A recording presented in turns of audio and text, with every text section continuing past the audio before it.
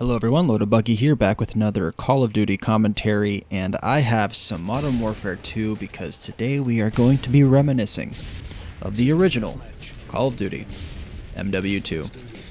This is like my lifeblood, dude. This is the game that I absolutely obsessed over. I think I have like 17 or 18 days played in this game, and to some people that's like, that's chump change, man. I've seen some people have some absurd numbers in this game. But I was always playing catch-up with Call of Duty, so I had to spread some love, and this is actually my most played Call of Duty. I think 17 days played is pretty respectable when it comes to time played in a video game. 17 days of my life were spent, 17 full days of my life were spent in this game.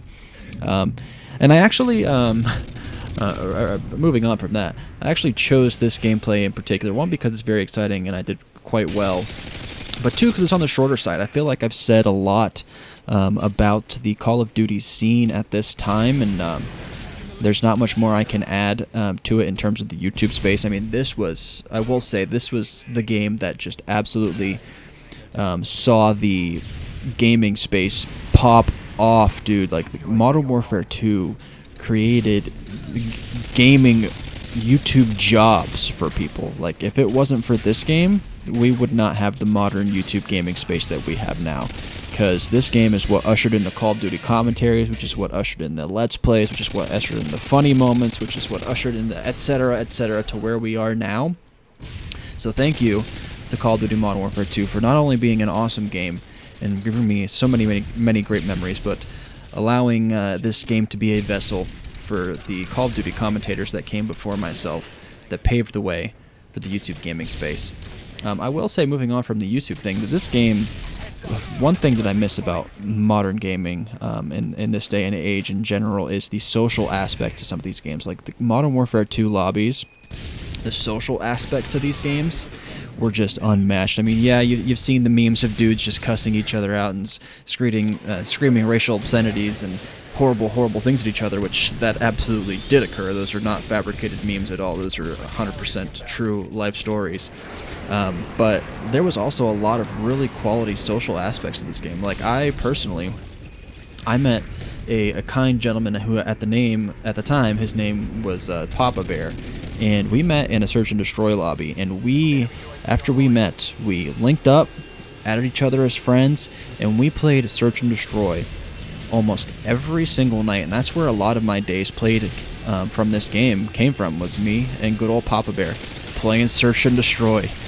We would play almost every single night. I would get off work, I would come home, I would log on, Papa Bear would already be on, and we would play for multiple hours almost every single night. Search and destroy, me and him absolutely dominating and having a great old time. And social connections like that, I feel like just don't happen as much anymore as they did, at least back in these days. I mean, this game was a great vessel for that, because there was so many people playing it because it was so good, and it was such a fun, easily accessible game for people who have already been playing first-person shooters, or those of us who were new to it at the time. And yeah, it was just a wonderful game. So many awesome guns, so many iconic guns like the ACR, the UMP, the Spaz 12. I mean, there was so many awesome guns in this game, and the kill streaks. This absolutely revolutionized what kill streaks would be like in Call of Duties. I mean, we were all used to the 3.57 in Call of Duty 4 and Call of Duty World at War, but when this game came out, there was just so many options.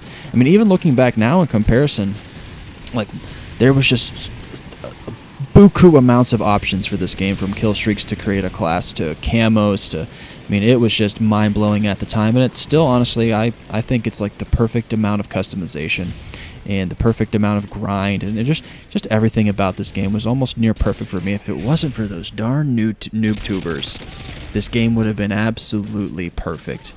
But yet, that did not stop it from being the absolute smash hit that it was. And it's such an iconic game that is imprinted on so many of our hearts, and so many of us hold it so fondly. I was just fortunate to be able to play this game and have a great time and make the connections that I did whenever it was out and whenever I was playing it. So that's my little touch on Modern Warfare 2. Hopefully you guys enjoy this type of content. If you want to see more content like this from me in the future, please consider subscribing and leaving a like on this video. And also leave a comment down below of some good memories you have of Modern Warfare 2. Bye, everyone.